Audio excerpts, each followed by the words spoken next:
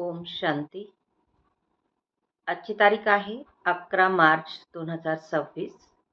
आज बाबा म्हणतात, गोड मुलांनो, आठवणीच्या यात्रेमध्ये रेस करा तर पुण्य आत्मा बनाल, स्वर्गाची बादशाही मिळेल.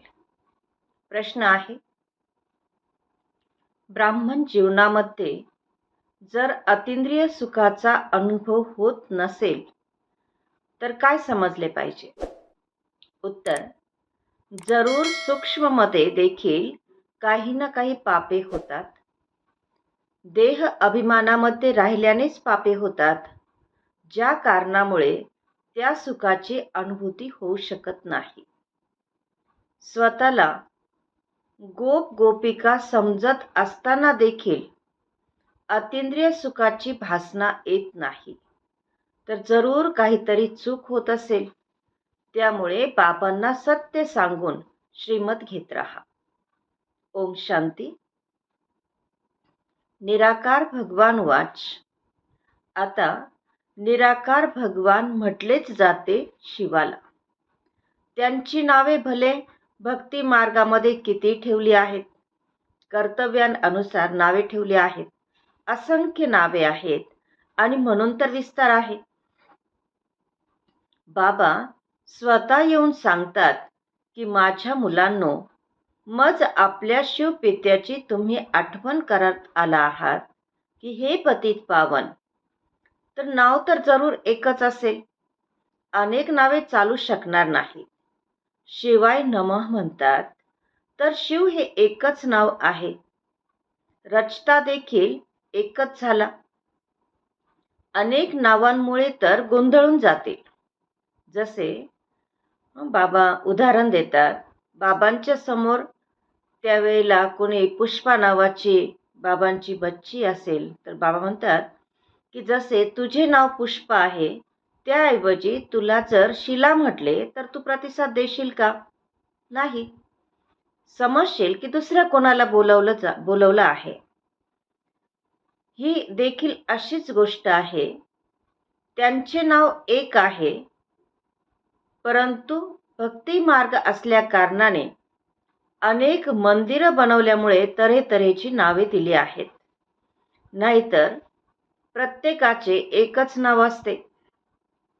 गंगा नदीला यमुना नदी म्हणणार नाहीत. कोणत्याही गोष्टीचे एक नाव प्रसिद्ध असते. हे शिव नाव देखील प्रसिद्ध आहे. शिवाय नमा गायले गेले आहे.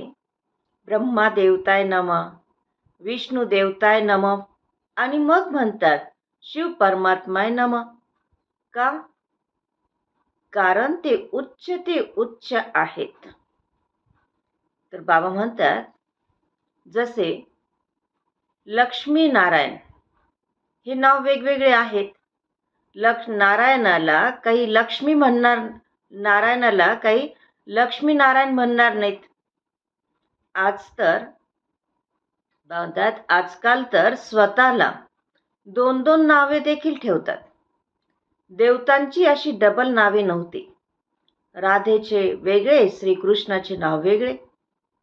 इथे तर एकाचेच नाव राधा कृष्ण लक्ष्मीनारायण ठेवतात. तर बाबापासून समजावून सांगत आहेत की क्रिएटर म्हणजे रचयिता एकच आहे. त्यांचे नाव देखील एकच आहे. तर त्यांनाच जाणून घ्यायचे आहे.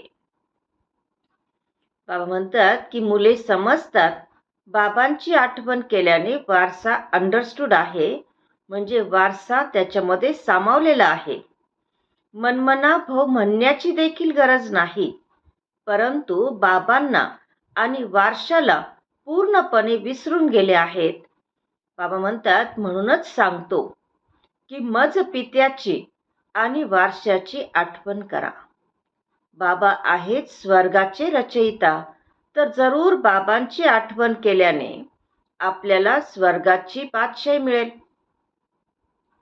तर गोड गोड मुलांना पुरुषार्थ करावा लागेल. बाबा तर शिकवण देतच राहतात. चांगली चांगली हुशार मुले स्वतः अनुभव करतात की खरोखर खूप अवघड आहे. कुणी सांगतात कोणी तर मुळीच सांगत नाही. आपल्या अवस्थेविषयी सांगितले पाहिजे. बाबांची आठवणच करत नाहीत तर वारसा कसा मिळणार? नियमानुसार आठवण करत नाहीत. समजतात की आम्ही तर शिवबाबांचे आहोतच, मग काय आठवण करायची? पण बाबा सांगतात की आठवण न केल्यानेच मग खाली कोसळतात, म्हणजे अवस्था खालावते. बाबांची निरंतर आठवण केल्याने आत्म्यामध्ये जी खाद आहे, भेसळ आहे, ती निघून जाते. तर अटेन्शन द्यावे लागते. जोपर्यंत शरीर आहे तोपर्यंत पुरुषार्थ चालत राहील. बाबा म्हणतात शर्यतीमध्ये देखील थोडासा फरक तर पडतोच. नंबर 1 आणि मग प्लस मध्ये येतात. इथे देखील मुलांची रेस आहे. मुख्य गोष्ट आहे आठवण करण्याची. हे तर समजता की आपण पाप आत्म्यापासून पुण्य आत्मा बनत आहोत. बाबांनी डायरेक्शन दिले आहे.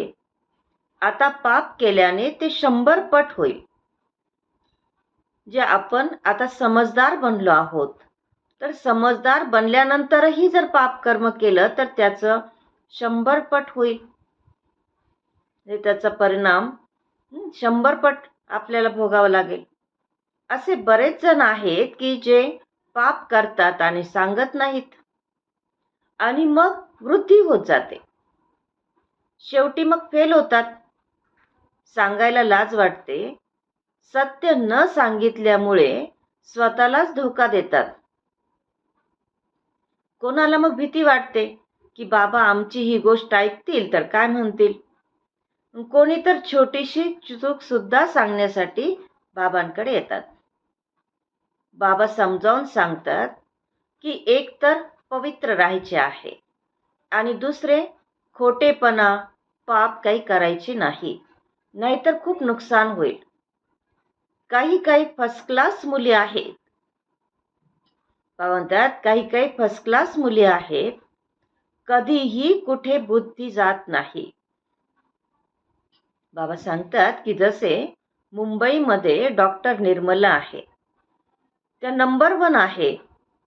एकदम स्वच्छ मन, मनामध्ये कधीही उलटा विचार येणार नाही. म्हणूनच हृदयामध्ये स्थान मिळवले आहे. बाबा सांगतात अशा अजूनही काही मुली आहेत.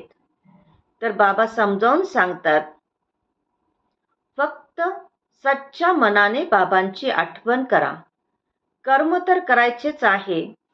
बुद्धियोग बाबांसोबत लागलेला असावा. हात कामामध्ये आणि मन ईश्वराकडे. ती अवस्था शेवटची आहे, ज्याच्यासाठीच गातात अतींद्रिय सुख गोपिकांना विचारा, जे या अवस्थेला प्राप्त करतात. जे पापकर्म करतात त्यांची ही अवस्था होत नाही. बाबा म्हणतात गीतेमध्ये भगवान वाच आहे, श्रीकृष्णाला तर दैवी संप्रदाय म्हणणार. देवता तर फक्त ब्रह्मा, विष्णू, शंकर आहेत. भगवान तर देवतांपेक्षाही श्रेष्ठ झाले. तर ब्रह्मा, विष्णू, शंकर या तिघांना रचणारा शिव आहे. अगदी स्पष्ट आहे. ब्रह्माद्वारे स्थापना असे तर कधी म्हणत नाहीत की श्रीकृष्णाद्वारे स्थापना. ब्रह्माचे रूप दाखवले आहे. कशाची स्थापना? विष्णुपुरीची स्थापना. हे चित्र तर मनावर छापले गेले पाहिजे. आम्ही शिवबाबांकडून यांच्याद्वारे वारसा घेतो. बाबांशिवाय दादांचा म्हणजे आजोबांचा, शिवबाबांचा वारसा मिळू शकत नाही. जेव्हा तुम्हाला कोणी भेटते तेव्हा हे सांगा की बाबा म्हणतात मामेकम म्हणजे मज एकाची आठवण करा. अच्छा. गोड गोड खूप वर्षांनंतर भेटलेल्या मुलांप्रती मातपिता बापदादांची प्रेमपूर्वक आठवण आणि सुप्रभात. आत्मिक पित्याचा आत्मिक मुलांना नमस्ते आणि आम्हा आत्मिक मुलांचा आत्मिक मात पिता बापदादांना प्रेमपूर्वक आठवण, सुप्रभात आणि नमस्ते. धारणेसाठी मुख्य सारांश आहे. पहिला पॉइंट, ध्येय खूप उच्च आहे, त्यामुळे पावलोपावली सर्जनकडून सल्ला घ्यायचा आहे. श्रीमतावर चालण्यातच फायदा आहे, बाबांपासून काहीही लपवायचे नाही. दुसरा पॉइंट आहे, देह आणि देहधाऱ्यांपासून बुद्धीचा योग काढून एका बाबांसोबत लावायचा आहे. कर्म करत असताना देखील एका बाबांच्या आठवणीमध्ये राहण्याचा पुरुषार्थ करायचा आहे. वरदान आहे, सदैव संपन्न मूडमध्ये राहणारे,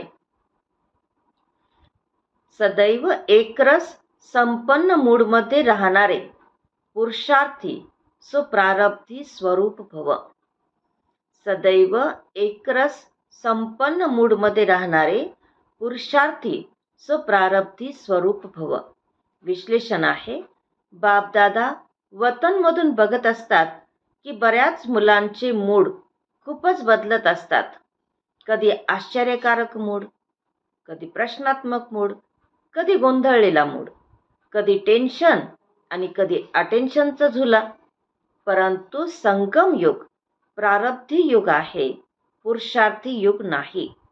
त्यामुळे जे बाबांचे गुण तेच मुलांचे गुण, जे बाबांची स्टेज तीच मुलांची, हेच संगम युगाचे प्रारब्ध आहे. तर सदैव एकरस एकाच संपन्न मूडमध्ये राहा, तेव्हाच म्हणणार बाप समान, अर्थात प्रारब्धी स्वरूप असणारे.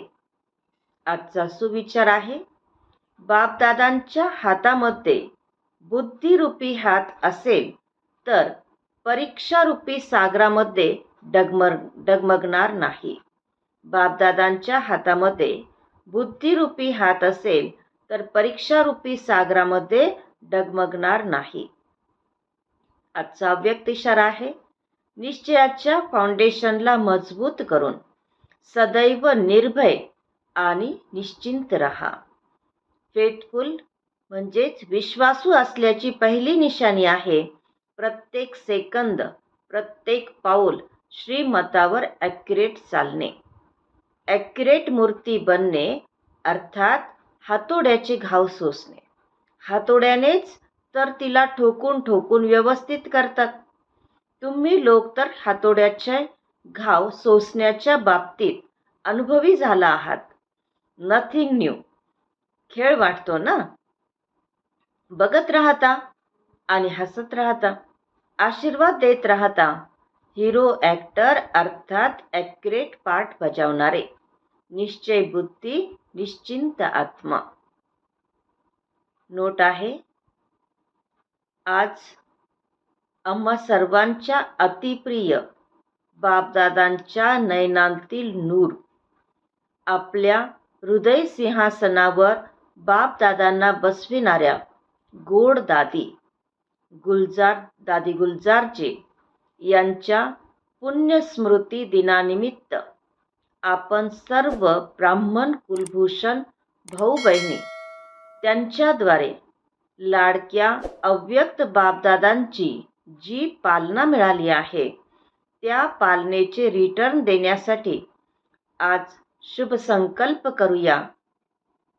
ज्याप्रमाणे दादीजींनी प्रत्येक पाऊल श्रीमतावर ॲक्युरेट चालून सदैव आपल्या हसऱ्या चेहऱ्याने सर्वांना आशीर्वाद दिले आणि आशीर्वाद घेतले, ॲक्युरेट पार्ट बजावला, तसा आपण सर्वांनी त्यांच्या पाऊल खुणांवरून चालून त्यांना आपले स्नेहसुमन अर्पण करावे. हीच त्यांच्याप्रती खरी श्रद्धांजली आहे. ओम शांती.